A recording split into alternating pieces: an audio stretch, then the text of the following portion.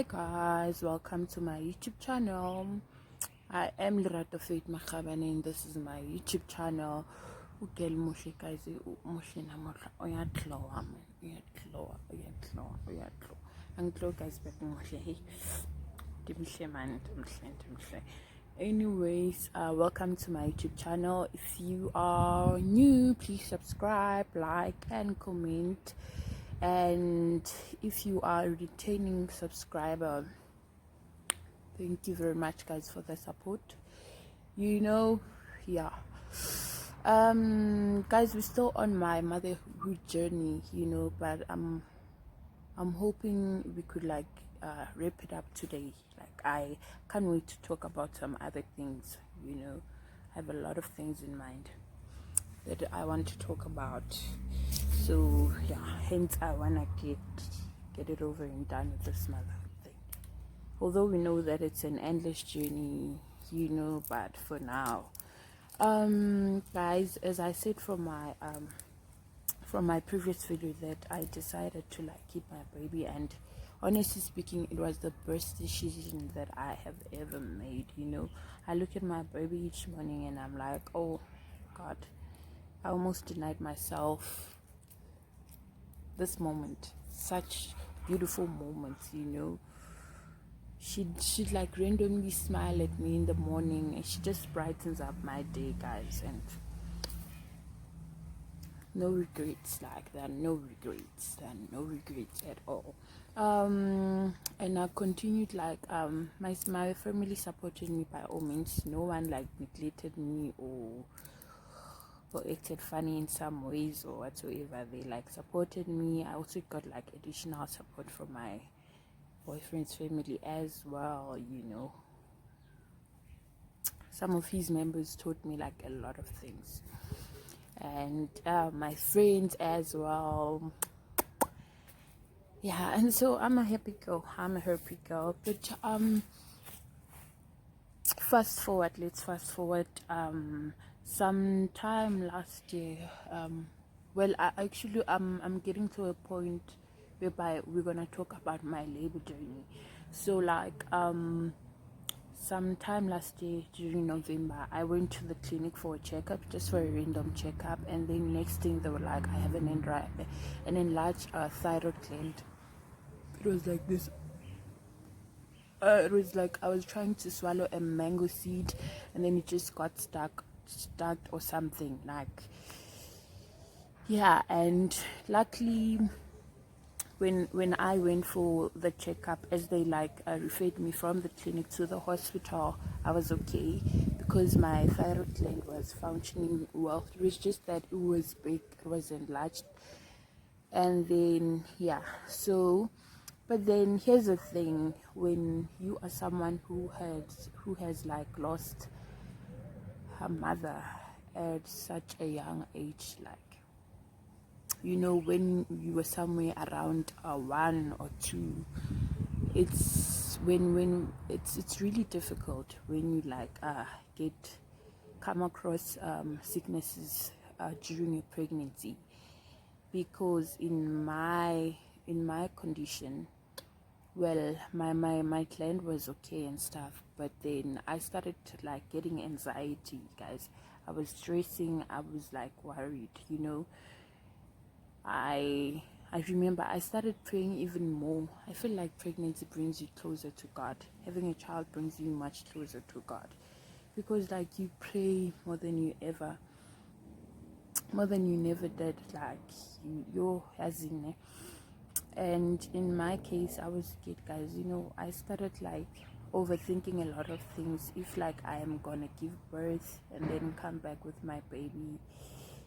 home with my baby, or if I'm just gonna give birth and then my baby makes it and maybe I don't, or if I was gonna give birth and then next thing my baby doesn't make it but I make it, those kind of things. So they really got to me, and especially considering the fact that the world is really a cruel place.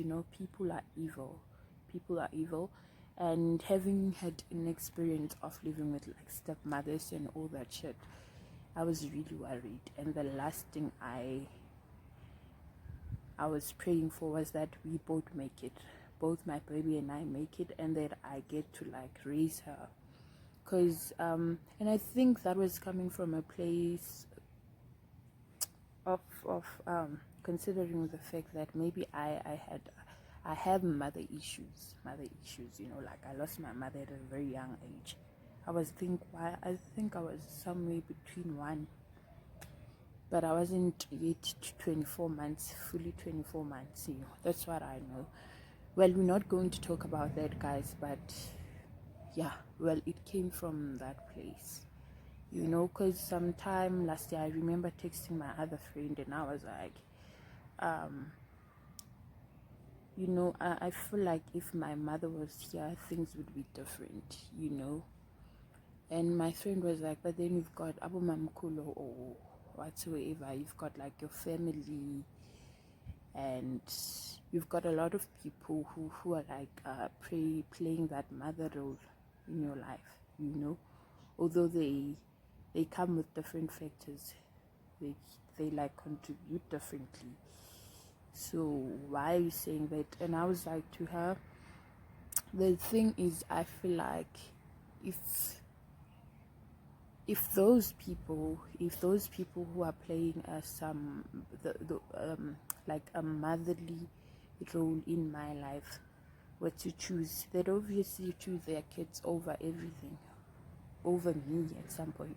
And I know that was a bit selfish, but yeah, it was coming from that place, you know. But yeah, it's just one of those things that kick in, and I really never thought that I would like ever experience that, because growing up, you know, I was always like, you know, when people ask me if I'm okay, or how does it feel not having a mother or whatsoever, or having lost your mother at such a young age, and I'm always like, I was always like, my dad has never given me a reason to get to that point whereby I miss my mother, or to get to that point whereby I'm like, I wish my mother was here, whatsoever. I felt like he filled in that gap, you know. But honestly speaking, there is no such thing. All parents are important in your life. They are there for a reason. And hence you get people who in their 40s would like, let's say they grew up with single parents, they got everything and stuff, and they still go out there and look for their fathers or their mothers. You know, I started understanding why people do that, even if it's for closure, because it was that deep, you know. No one actually knows about this, but I had moments sometime last year where I'd like cry, you know, like during the day. I'd like cry a lot, because I'd be like, yo, I wish my mother was here. There were like a lot of things that she was going to teach me as I'm finding myself in this journey, you know, and I'm actually so clueless about it. And I also had times where I miss my father, and you know, I was like, he was going to shout at me or maybe make me pack my bags or whatsoever, but I got to that point whereby, you know, I just missed both my parents, and it was really tough. But then I also had to like pick myself up, and I told myself that if I want a healthy pregnancy, if I want a healthy baby, and I want to come back home with my baby, I'll have to keep my mind as positive as I can, you know. So yeah. And then sometime towards December, during December, I went home. And then as I went home, before going home, I went to the clinic, and then I made another appointment. As the hospital referred me back to go to the old clinic, I went back. And then, guys, I was in trouble, because I thought the checkup, I wasn't like the day, like they referred me back to the clinic at hospital. They didn't like tell me the exit date of when like I should like go or whatsoever. And besides, remember, it was that time whereby there was like it was raining a lot, even it was that time whereby Mamelodi ended up like flooding, getting floods and stuff, yeah. And it was during that time I remember going to the hospital, and then your sister was like, why didn't you come for a checkup as soon as you got your feedback? And I was like, I wasn't even aware that I was supposed to, like, they didn't give me an exit date, and besides it was raining, and that nurse was like, manje maini mvula, what must happen, uyagoga uze. And I'm like, oh, this woman, And then she booked me to come back on the 2nd of January. I was like, this woman, clearly liar, because I've got plans. I want to go home. And here's one, I don't feel like it's really safe to travel around those times because people are wilding out, So I was like, nah, I'm not going to do that. But then, and yeah, and another thing was that, guys, like when you like see a lot of negative things about a certain hospital, and then you are like, no, I don't want to go and give birth there, because at that time I was here in Pretoria, and I didn't have any complaints about the health facilities around here, but back home I had like a lot of speculations, like and a lot of uncertainty, and I was like, I remember I ended up going home, and then I was like, Mamkulu, I don't want to give birth back here at home. And she was like, yo, no ways, you have to give birth here, and besides, I'll be here, when you give birth. And I was like, Mom, cool, what will happen, what will happen if maybe my baby gets stolen whatsoever? That was coming from a place of which I watch a lot of movies. I was so worried, guys. The whole Uzalo situation. If you guys watch Uzalo and switched at birth, those kind of situations, I was like, I pray that I don't encounter that, because I want to come back with the baby who has been in my womb all along, if you get what I'm saying. So as a mother, as a first time mom who's pregnant, you got those such, like you get worried about such things, so yeah. And then what happened, okay, but and I think I started praying, please make it a point that I go back to Pretoria and give birth there. And God listened, guys. God listened, and I wasn't even away. I remember on the December 40, guys, I feel like I still need a correction, because my sisters went out. Those are like my cousins in English, but then I prefer calling them my sisters. They went out. My brother was out. Like people went out, and there was I stuck in the house with my aunt. Well, luckily I wasn't home. Like I was at my aunt's place, and then, but the whole idea of being stuck with old people while in Tangazakwa having fun. A pumas was busy, you could hear the sounds coming from afar, as in good leads, and there was you can't even drink because now it's not healthy for you and the baby. Guys, bengoa. And then I started like getting my legs started getting swollen somewhere around Christmas. My legs were actually so swollen.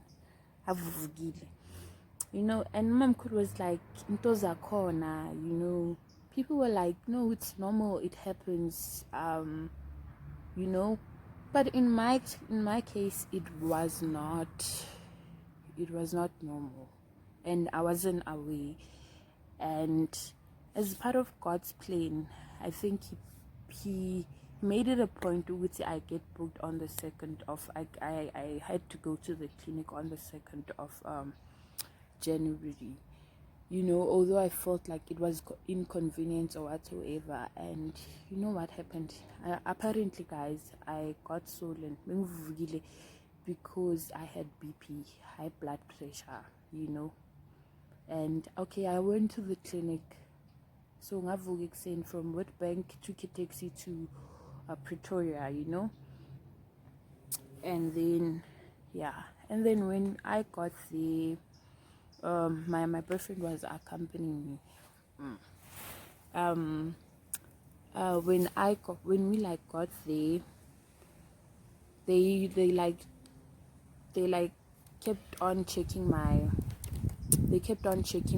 thingy. They kept on checking my blood pressure, and it just started escalating.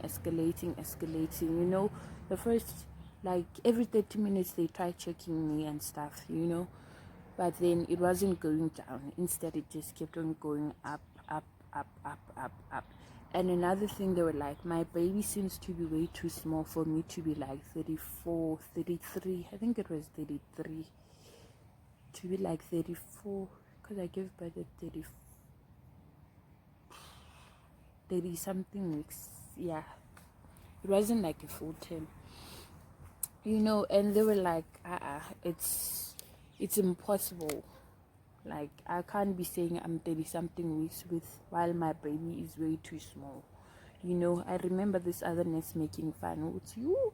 She's going to give birth to a baby who's like birth sized, meaning that uzobalingana nenyoni, you know. And I'm like, yo, this woman, how could she? There's a sense of humor, you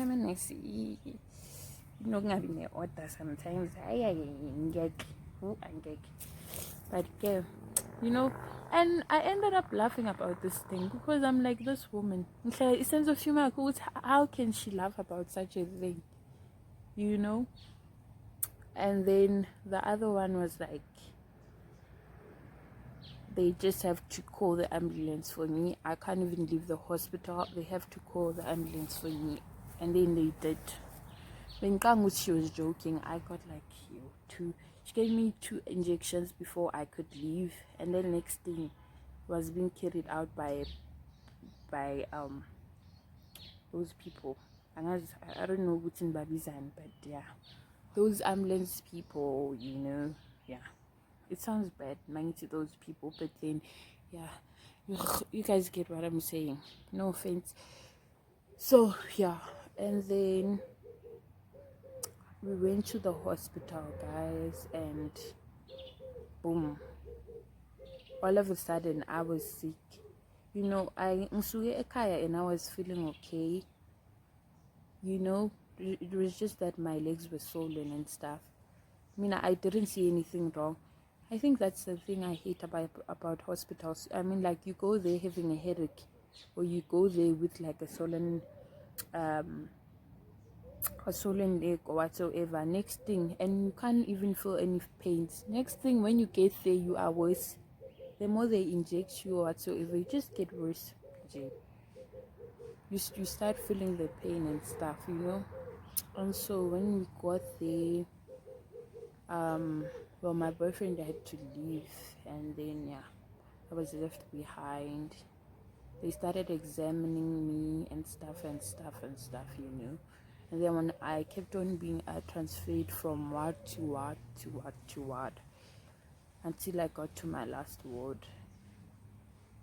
And yeah, there was like 4 of us in that ward.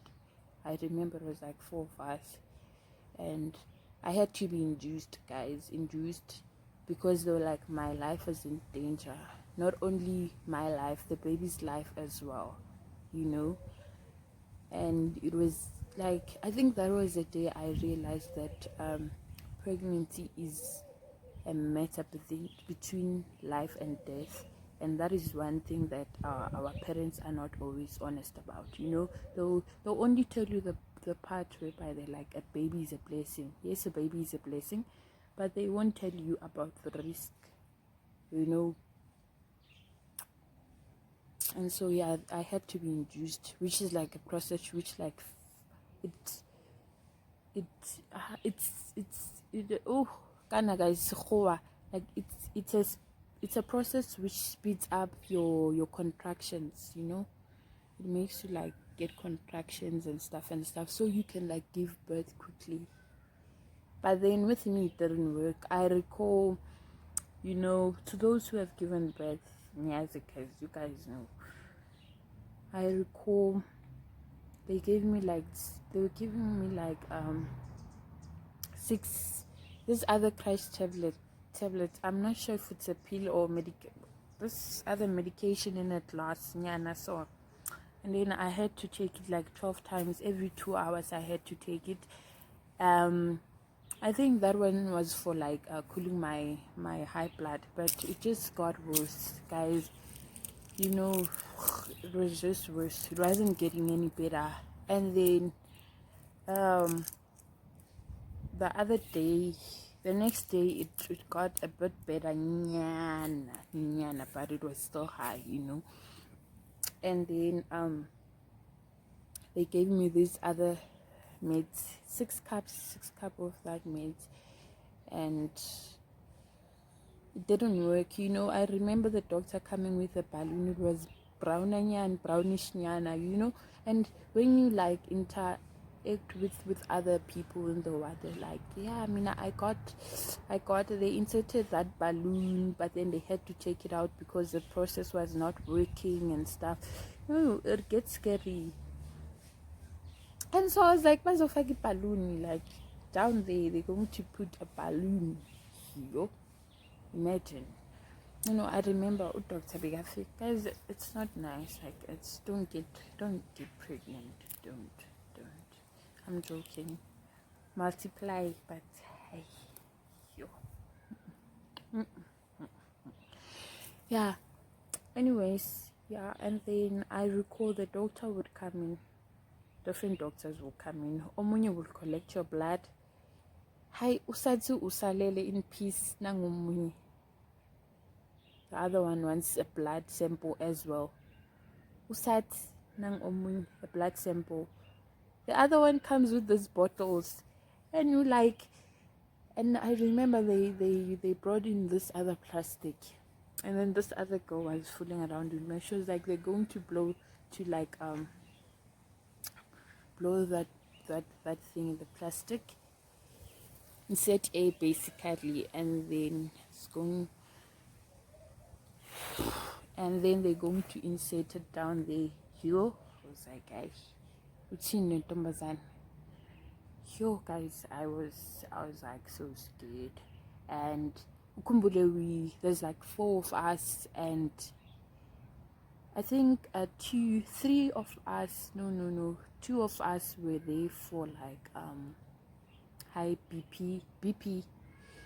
And so yeah guys, there was like 4 of us, and I think it was only the 3 of us who had like high BP, and then the other one was suffering from like diabetes or whatsoever.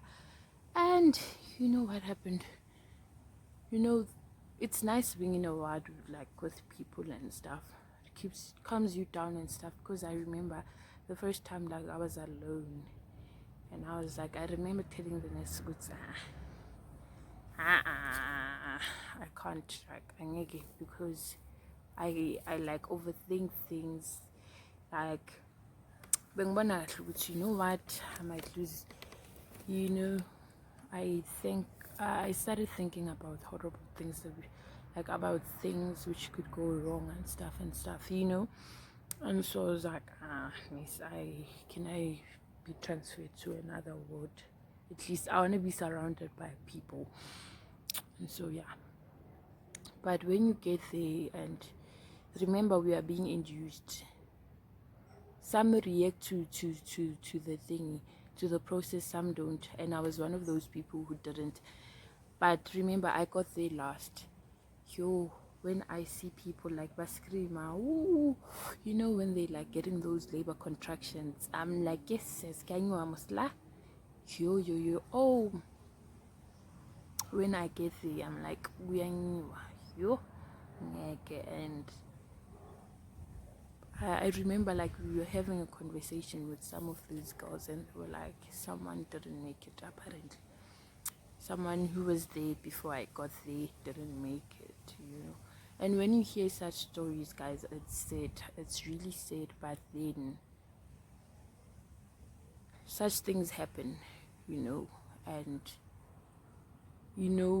as a first time, like if it's your first time being pregnant and you're exposed to such a situation, or people tell you such stories, you get scared. It's normal. And so I was like, I had to calm myself down, and I was like, you know what, Lerato, your experience, your journey is different from theirs, and so therefore your experiences are going to be different. So remain calm, remain positive. I remember Dr. Eza, Loama Palu, Mr. Palu. He kept on coming and coming and coming. They just like, they put in this, they put in gloves, put in this other gel, and then they have to check your cervix. It's so painful, guys. It's uncomfortable. It's one of those uncomfortable things which take place. And I'm like, I remember the last time he did that, and he was like, there's no hope. I was so mad. I'm like, after yonke lento yama balloon tontoni, nothing is working. After the whole procedure ended, so, which is so tiring, and now you want to tell me, Witty, it's not working, there's no hope. And then I remember he was like, I shouldn't like take anything orally, like I shouldn't eat at all. Your girl was like, Upuza manzi, and the doctor was like, no, like you're not going to have anything. And then I got these other forms, and then they told me, Guti, you now have, like, they'll have to conduct a C-section, because I won't, like, I don't stand any chance to give like natural birth, to have a natural birth. So those were one of the encounters that I had. And then next thing, I was being signed out, and then I went to the Kanaking. Hey, I forgot that, to the lab. Lab or I don't know what you guys call it, but I went the theater. Yeah, theater is a word. I went to the theater, and I remember there was these other ladies. I think when I got to the theater, the gender was no longer important to me. Like, I wasn't even concerned if with a boy, if I get a boy or a girl. I was no longer concerned about such. So I was like, guys, when they asked me, Guti, what gender am I expecting of a baby? Of course. And I was like, guys, just give me a child. I just want a child who's healthy, strong, and alive. Hey, that's all I want. I'm no longer concerned about the gender anymore, because at first I think I wanted a boy, because I feel like I'm not that girly. So ntomazana, I don't know, I felt like I wasn't fit to raise a girl at some point, but I gotta go. I got a baby girl, and now I feel like God knew what he was doing.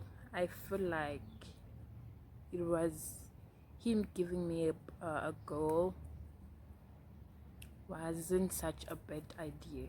Yeah. So I got to the theater, and then they cover you mostly, and then the whole procedure, man.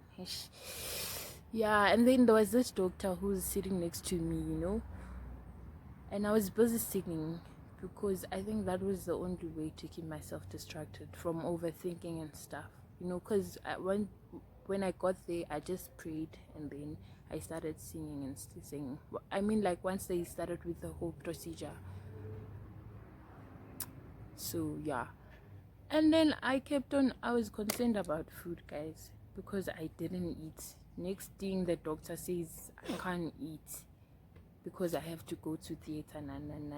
So I kept on asking the doctor next to me if if I'm going to eat after I'm done with the procedure. And he was like, yeah, you're obviously going to eat. Little did I know that I was going to eat in like 8 hours time. 8 hours time, imagine. You know.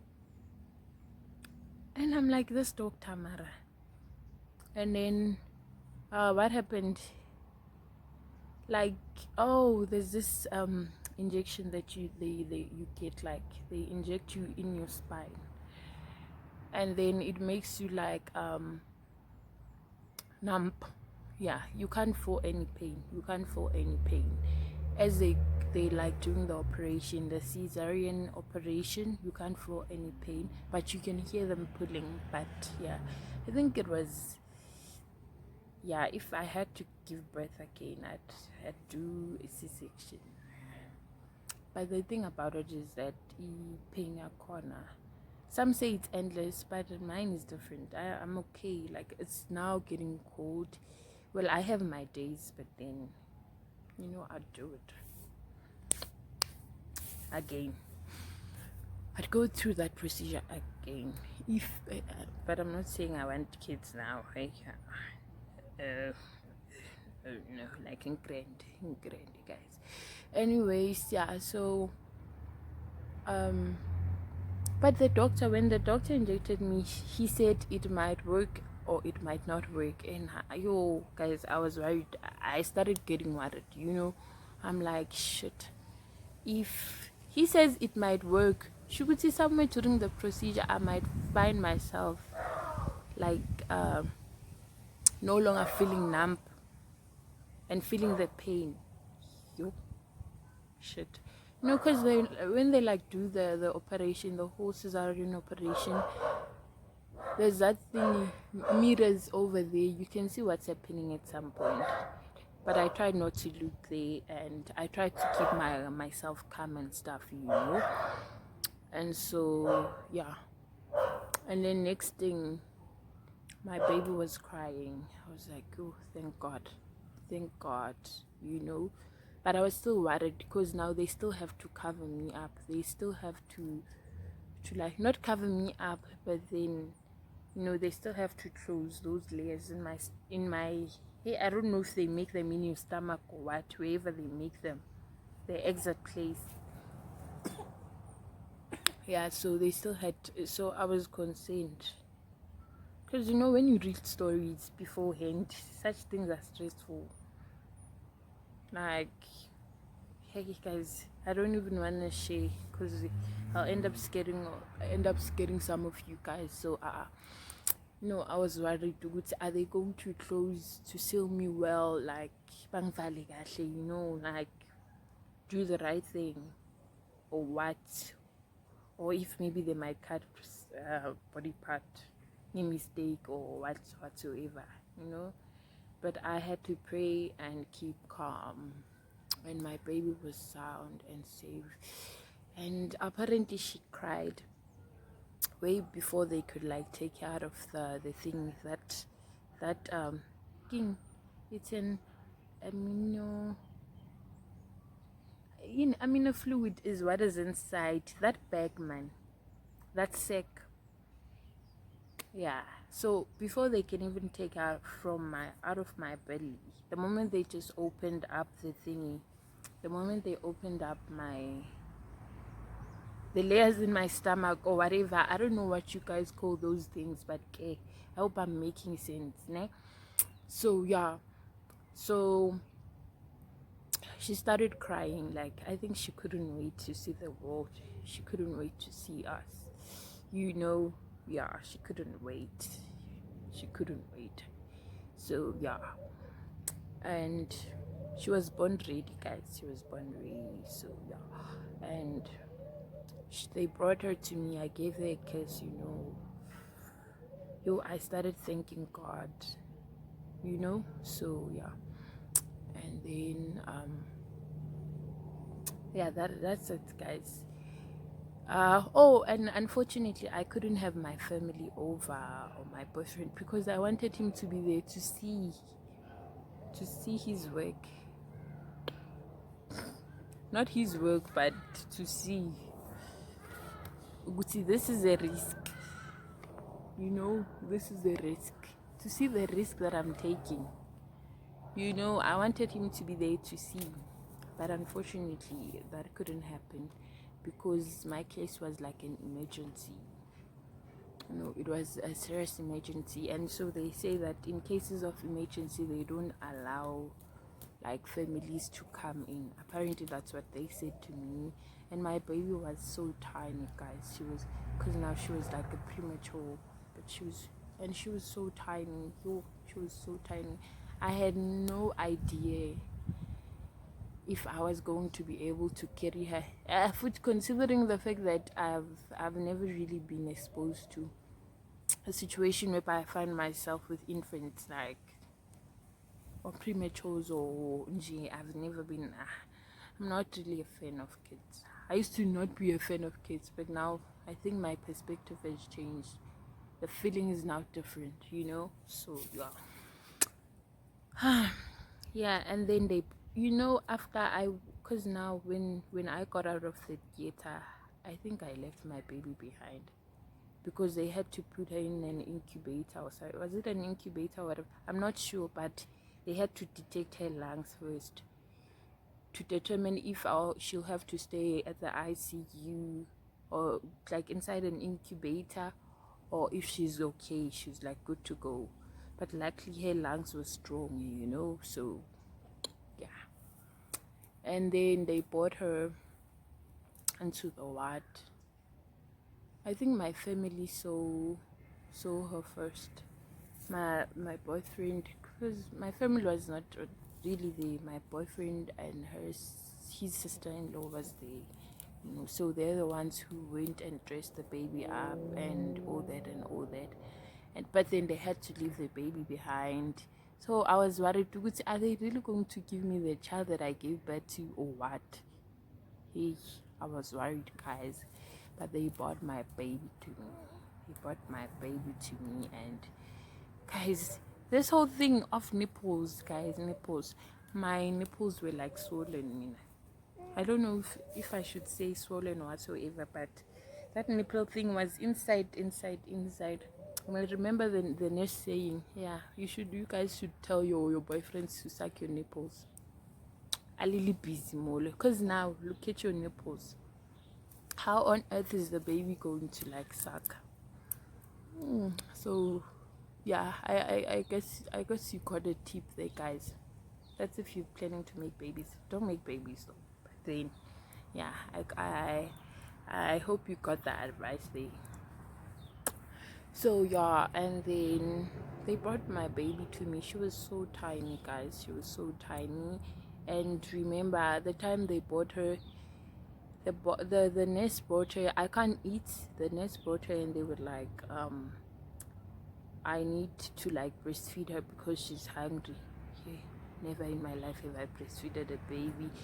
And then I am numb. My whole body is numb. Like I can't feel any. I can't move. Now I have to take the baby and make her to be aligned with my breast so that I can feed her well, but we struggled and milk wasn't coming out. Let's talk about milk not coming out, guys. It wasn't coming out. And you guys, I think it took me 2 days for milk to start coming out properly, and my baby would be like dizzy in most cases. She'd wake up every 1 hour. That's the case because the food that she's getting is not sufficient, because they say that a baby who feeds, like who's getting enough milk, could like sleep for 3 hours, would be like able to sleep for 3 hours. So guys, every hour I was getting up, I was exhausted. Honestly speaking, I was really exhausted. I was really exhausted. And another thing is that milk contributes to her sugar. So her sugar level, her sugar level wasn't supposed to be below 3. It kept on ranging somewhere between 2.7, 2.7, 2.7. Yo guys, until this other time I started breaking down. I feel like everyone, we were breaking down one by one as mothers. I started breaking down, and I remember calling my boyfriend. I was like, I think we should stick to formula. You guys should like come talk to the nurses or something, because I'm not coping. And I can't even say you guys need to get me a breast pump if there's no milk coming out. It's pointless. That was like, I think those are one of the things that made me to break down. And the next thing, the nurses keep on saying that if she doesn't feed, she's gonna get jaundice and stuff. As a parent, those things frustrate you. But then after some time, after like they bought me a lot of stone, so yeah, I started eating and drinking some stone, and I started seeing the different, and that was the difference. And my baby was sound and healthy. Next thing, the baby's discharged, I am not, and I'm like, what's happening? I think I stayed in hospital for a long time. Honestly speaking, I stayed in hospital for a long time due to the BP, which wasn't going up. They even discharged me when it wasn't like going down, when it was not yet normal. But then, yeah, now it's okay. Anyways, guys, that was the story. Yeah, that was my story. Yeah, please like, share, subscribe, and I don't know what I'm forgetting. Till next time. But there's no next time, because I'm about to upload something.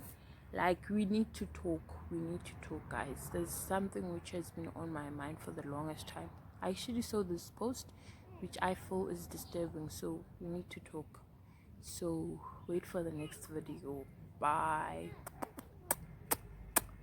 I think I'm probably gonna make it somewhere at night, if not now, because my baby needs me. She's like, here's a stroller. She's just right next to me, but you guys will see her eventually. You guys will see her. Some of you have seen her, not clearly seen her, but yeah, you have seen her pictures on Insta or something. But yeah, till next time, guys. Have you. Bye.